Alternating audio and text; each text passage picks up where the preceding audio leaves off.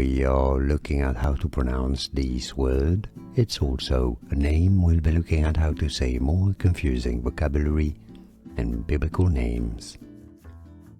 Evangelia, Evangelia. Now in Greek it's said as Evangelia.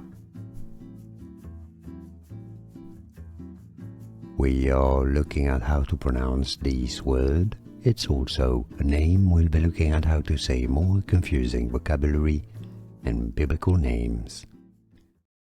Evangelia, Evangelia. Now in Greek it's said as Evangelia. Here are more videos on how to pronounce more confusing words and names too many mispronounced. Like this video if you found it useful. I appreciate your support. I'll see you soon and thanks for watching.